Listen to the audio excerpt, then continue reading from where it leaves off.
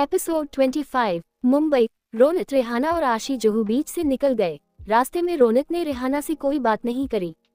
रेहाना बोली, क्या हुआ, इतना गुस्सा में क्यों हो?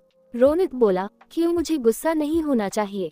रेहाना बोली, मुझे सच में कुछ समझ नहीं आ रहा, आप चिढ़ क्यों रहे हो? मैं जानती हूँ आशमी के लिए आप परेशान होंगे, लेकिन आशमी बिल्कुल ठीक है। रोनित ने कुछ नहीं बोला और गाड़ी तेज भगाने लगा और आशमी रेहाना की गोद में सो रही थी। तेज गति से रेहाना बहुत डर रही थी और बोली, मिस्टर रोनित प्लीज गाड़ी धीरे चलाओ। लेकिन रोनित ने एक ना सुनी और रेहाना बस घबराती रही और आंखें बंद थी। अचानक कार एक जगह रुकी। रेहाना ने धीरे धीरे आंख खोली और आसपास देखा। तभी रोनित की कड़क आवाज आए, उतरो गाड़ी से। रेहाना बोली, क्या? रोनित बोला, कार से उतरो। और रोनित बाहर उतरता है और रेहाना की तरफ का दरवाजा खोलता है। आशमी को अपनी गोद में लेता है और रेहाना को चलने को कहता है। रेहाना उतर जाती है और रोनित सामने मॉल के अंदर जाता है। रेहाना भी उसके पीछे जाती है। सामने मॉल में रोनित एक सूट लेता है और बोलता है, जल्दी से चेंज करो। रेहाना बोलती है, अरे ठीक है, मैं ठीक हूँ। तभी रोनित उसको मिरर के पास ले गया। रेहाना ने जैसे ही अपने आप को देखो, उसको खुद शर्म आ गई। उसके कपड़े उसकी बॉडी से चिपके हुए थे जो बहुत रिवीलिंग लग रहे थे। रोनित एक सर्द और धीरे आवाज में रेहाना के कान में बोला, ऐसे ही जाना है घर या चेंज करना है? रेहाना ने रोनित की तरफ देखा और उसके हाथ से सूट लिया और ट्रायल रूम चली गई। आशमी रोनित के गोद में थी। रेहाना के घर अहाना मानिया से फोन पर बात करती है। अहाना बोली, यार घर पर पूजा होती है, फिर शाम की पार्टी होगी, तू घर पर ही आ जा यार। मानिया बोली, देख पूजा तो सुबह होगी, तू थोड़ी देर के लिए बाहर आ जाना प्लीज पार्टी के लिए। अहाना बोली, चल मैं घर पर बात करके बताती हूँ। मानिया बोली, ठीक है, और फोन रख देती है। रोनित रेहाना का इंतजार कर रहा था। तब तक रेहाना एक नीला फुल स्लीव अनारकली सूट पहन कर निकली थी। वो इतनी प्यारी लग रही थी कि रोनित की नज़र उससे हट नहीं रही थी। उसके सूट का बैक डीप था जिसमें रेहाना की पीठ दिख रही थी, जो काफी था रोनित को बहकाने के लिए। रेहाना रोनित के पास आए और उसकी आंखों के सामने चुटकी बजाकर बोली, किड्स सेक्शन चले। रोनित बोला, क्यों? रेहाना बोली, आशमी की भी ड्रेस गीली है, तबीयत ना खराब हो जाए। फिर वो आशमी की भी ड्रेस चेंज करके मॉल से निकलती है। आज रेहाना बहुत थक गई थी। रेहाना रोनित के मोबाइल में घर का मैप लगा देती है। तभी रोनित रेहाना से बोला, फिर 2 दिन बाद तुम खुद आ रही हो ना मेरे पास? रेहाना सवालिया नजरों से रोनित को देखती है। रोनित बोला, तुमने ही कहा था परसों अहाना का जन्मदिन, फिर अगले दिन रात 8:40 बजे तुम खुद मरने आ जाओगे। इस बात पर रेहाना को रुद्र के घर की बात याद आती है जब उसने रोनित को खुद बोला, अभी मत मारो, वो 1 हफ्ते बाद काम निपटा के खुद मरने आ जाएगी। ये बात याद करके रेहाना मन में बोली, यार ये बात तो भूल ही गई थी। फिर रोनित की तरफ देखकर बोलती है, मेरी फैमिली का ध्यान आपको रखना होगा। रोनित बोलता है, ये डील में नहीं था। रेहाना कुछ नहीं बोलती और गाड़ी के शीशे में सर टीका का बाहर देखने लगती है। वो इतनी थकी होती है कि कब उसको नींद आ गई पता ही नहीं चला। शाम के 6:30 बज गए थे। उधर शौर्य भी लावण्या को गाड़ी में बिठाकर घर की तरफ आ रहा था। शौर्य ने पूछा, तुमने डॉक्टर की पढ़ाई के लिए कॉलेज में एडमिशन ले लिया? लावण्या इशारों में बोलती है, प्रोसेसिंग है, अभी कंफर्म नहीं हुआ। शौर्य को समझ नहीं आया, लेकिन उसको लगा कि वो मुंबई के कॉलेज से आगे की पढ़ाई करेगी। तभी अचानक शौर्य ने पूछा, लावण्या मैं तुम्हें कैसा लगता हूँ? लावण्या चुप रही तो शौर्य ने साइड में कार रोक दी। लावण्या डर गई। शौर्य ने कहा, जब तुम नहीं बताओगी मैं नहीं चलने वाला। लावण्या उसको घूरने लगी, लेकिन शौर्य में कोई असर नहीं पड़ा। 20 मिनट यहीं गुजर गए। अब लावण्या घबराने लगी। उसने तुरंत अपने बैग से एक पेपर और पेन निकाला और उसमें लिखा, शौर्य जी मुझे आप बहुत बुरे लगते हो, और पेपर शौर्य को दिया। शौर्य ने उसको घूरा और मन में बोला, ये मुझे बुरा बोल रही, क्या इसको मैं हैंडसम नहीं लगता? उसने फिर लावण्या से पूछा, क्या मैं तुम्हें हैंडसम नहीं लगता? लावण्या ने पहले पेपर में लिखा, नहीं। शौर्य का दिमाग अब खराब हो गया। उसने घूरकर लावण्या को देखा। उसका चेहरा घबराहट से पीला पड़ रहा था। ना जाने क्यों शौर्य को उसकी बेरुखी वाला जवाब से भी ज्यादा फर्क नहीं पड़ा। उसने लावण्या को देखा, उसके गुलाबी होंठ जिसको वो बार बार अपने दांत से दबा रही थी, शौर्य को पागल बनाने के लिए काफी था। वो धीरे से लावण्या के पास झुका, उसके बाल पीछे करे और उसके मुलायम गाल में सॉफ्ट किस करके धीरे से कान में बोला, लेकिन मुझे तुम बहुत पसंद हो। लावण्या शौर्य की ऐसी हरकत शर्म से लाल हो गई। शौर्य ने तिरछी मुस्कान करी और गाड़ी स्टार्ट करके लावण्या के घर की तरफ बढ़ गया। रुद्र का घर। दादी रुद्र को अपने कमरे में ले गई। अमन भी साथ गया। रुद्र बिस्तर में बैठा, तब दादी ने अपना पुराना बॉक्स निकाला, फिर एक बड़ा बॉक्स अलमीरा के लॉकर से निकाला, फिर 2 बड़े बॉक्स बेड के बॉक्स से निकला। रुद्र और अमन तो आंख फाड़ कर देखने में लगे हुए थे। अमन बोला, बस दादी, कितने बॉक्स और हैं? पूरे मुंबई के आभूषण आपके पास हैं क्या? दादी ने बोला, सुबह का थप्पड़ भूल गया। रुद्र भी अमन को घूर रहा था। तभी दादी ने कहा, देखो रुद्र, ये सब मेरे मायके की तरफ की ज्वेलरी है, ससुराल की तरफ की तुम्हारे दादाजी ने लॉकर में रखवाए हैं। रुद्र बोला, दादी जी, मुझे आपके गहनों का बस डिजाइन देखना है।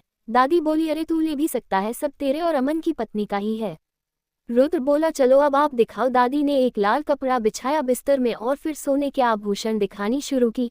वो आभूषण इतनी चमक रही थी और डिजाइन भी बहुत अनोखा था। रुद्र ने सभी आभूषण के डिजाइन की फोटो क्लिक करी। सारे गहने एकदम यूनिक थी।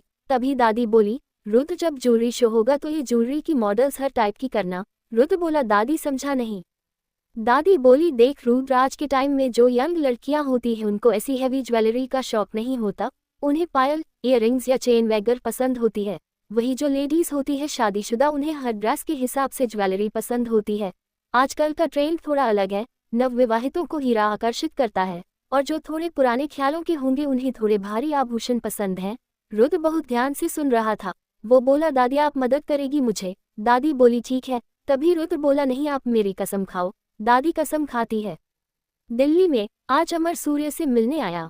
सूर्या ने कहा, आखिरकार ही ली तुमने और रोनित ने अपनी मनमानी। अमर बोला, आपको फिक्र थी रोनित सर की, उन्हें कोई आंच नहीं आएगी, ये मेरा वादा है। सूर्या प्रताप बोला, मुझे कल न्यूयॉर्क के लिए निकलना है। अमर बोला, दादाजी अचानक? सब ठीक है। दादाजी बोले, तुम्हें जल्दी बताऊंगा, अभी तुम मुझे इतना बताओ, ऑफिस का क्या हाल है? अमर बोला, सब कंट्रोल में है। दादाजी बोले, ठीक है। अमर बोला, दादाजी प्लीज आप मुझे बताएं, उस दिन आपको किसने कॉल किया था और एग्जैक्टली क्या बोला? दादाजी बोले, चलो अमर, आज गार्डन में बैठते हैं, काफी दिन हो गए। अमर और दादाजी बैठते हैं। दादाजी बोलते हैं, अमर, जो मैं तुम्हें बताऊंगा वो बात तुम किसी को भी नहीं बताओगे, रोनित, रीमा और तेरी दादी को भी नहीं।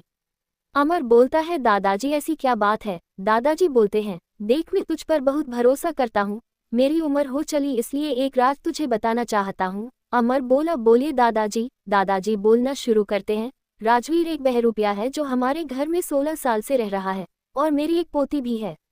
अमर शौक होता है और बोला, ये असली राजवीर अंकल नहीं है। दादाजी बोले, नहीं, और घर पर ये बात किसी को नहीं पता, सिर्फ मुझे छोड़कर। अमर बोला, दादाजी जब आपको पता है सब तो आप छुपा क्यों रहे हो? दादाजी बोले, क्योंकि मेरा बेटा राजवीर उन कमीनों के पास है। अमर बोला, कौन है वो? दादा बोले, करम सिंह का भाई, दुबई का अंडरवर्ल्ड से है। अमर बोला, जब आपको सब पता है फिर कोई कदम क्यों नहीं उठाया? उससे राजवीर को वापस लाना आसान नहीं है, वो बहुत पहुंची हुई चीज है, जरा सी गलती की मेरे बेटे को मार देगा। अमर बोला, मैं लेकर आऊंगा राजवीर अंकल को। दादाजी बोला, अमर, ये वक्त जोश का नहीं, होश से काम लेने का है। राजवीर उसको यहाँ की पल पल खबर देता है। अमर बोला, दादाजी ऐसे तो हम अपने अंकल को कभी नहीं ला पाएंगे। दादाजी बोले, नहीं, अब मेरे सारे बच्चे काबिल हो गए और अब वक्त भी आ गया, बस कुछ समय और। मेरे न्यूयॉर्क से वापस आने तक तुम घर का और इस राजवीर में नजर रखना, और कुछ भी दिक्कत लगे, जो तुम्हें ठीक लगे वो कदम उठा लेना, मैं तुम्हारे साथ हूँ। इतना कहकर दादाजी अंदर चले गए और अमर वहीं बैठकर गहरी सोच में चला गया। लंदन पीहू आज राधा की गोद में लेती थी। रात का दिन अभी नहीं हुआ था। तब तक पीहू बोलती है, मासी आपने कभी नहीं बताया कि मेरी मम्मी पापा कहाँ हैं? मासी बोली, अगले महीने तुम्हें सब बताऊंगी, अभी के लिए तू बस मेरे सीने से लग जा। मासी बोली, पीहू तेरी कराटे क्लास कैसी चल रही? पीहू बोली, मुझे उसमें ज्यादा इंटरेस्ट नहीं है। तभी मासी बोली, देख पीहू, लड़कियों के रास्ते में पल पल कांटे मिलते हैं, ये सब खुद की सुरक्षा के लिए जरूरी है। ये सुनकर पीहू को कल का भयानक हादसा याद आया और मन में सोचा, अगर मैंने कराटे पूरे ध्यान से सीख लिया होता तो कल इस राहुल का मुंह तोड़ जवाब देती। और ये सोचते सोचते कब नींद आएगी उसको राधा की गोद में पता नहीं चला और राधा पीहू का माथा चूम लेती है। मुंबई, राहुल मायरा का हाथ पकड़कर एक प्राइवेट रूम में लाया जो उसके लिए वहां रिजर्व होता था। वो मायरा को प्यार से सामने सोफे में बैठाता है और उसको पानी देता है। मायरा राहुल को ज्यादा जानती नहीं थी, लेकिन राहुल के साथ उसको सुरक्षित फील होता है। मायरा पानी पीती है और फिर राहुल पूछता है, क्या हुआ?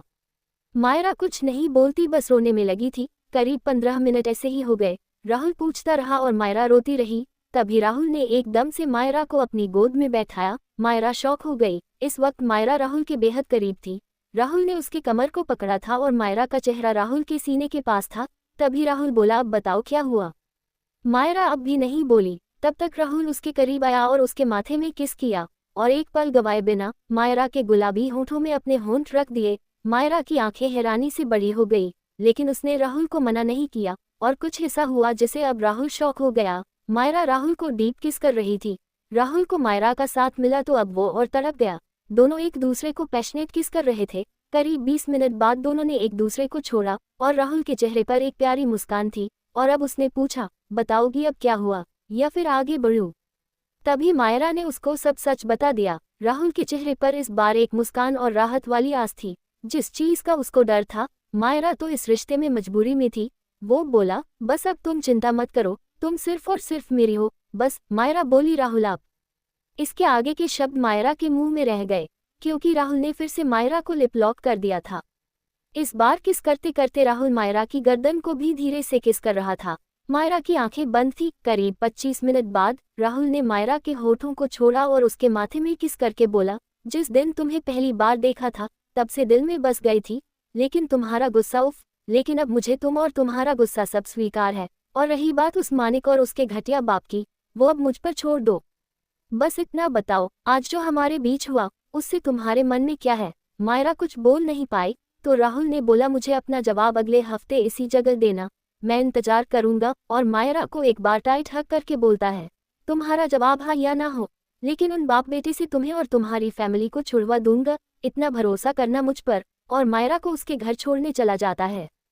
दूसरी तरफ रोनित एक जगह कार रोकता है और रेहाना को जगाने की कोशिश करता है, लेकिन रेहाना उठती ही नहीं। रोनित बोला, कुंभकर्ण है ये तो, आशमी तो कब का उठ गई थी और वो हंस रही थी। तब तक रेहाना का फोन बजता है। रोनित आशमी को बोला, बेटा जरा रेहाना के बैग से फोन निकालना। आशमी फोन निकालती है। रोनित देखता है फोन अहाना के पापा का था। रोनित फोन पिक करता है, हेलो बोलता है। सामने से रेहाना के पापा बोलते हैं, कौन बोल रहा है? रोनित बोला, आपकी बेटी लोकेशन में है, यहाँ बहुत सारी गलियां हैं, वो सो रही है और उठ नहीं रही। तभी रेहाना के पापा बोले, आप शौर्य बोल रहे? रोनित बोला, नहीं उसका बड़ा भाई रोनित बोल रहा। रेहाना के पापा बोला, अच्छा मैं बाहर आता हूँ। तब तक रोनित ने रेहाना को गोद में उठा लिया और आगे बढ़ने लगा। तभी 5 मिनट बाद रेहाना के पापा बाहर आए। रोनित की गोद में रेहाना को देखकर शॉक हो गए। वो उनके करीब आए, तभी रोनित ने उनको देखा और अचानक बोला, चौहान अंकल आप। उन्होंने रोनित को देखा और बोला, अरे रोनित बाबा आप हो। रोनित बोला, आप यहाँ? रेहाना के पापा की आंख में रोनित को देखकर आंसू आ गए। रोनित बोला, ये सब क्या है? रेहाना अहाना आपकी बेटी है।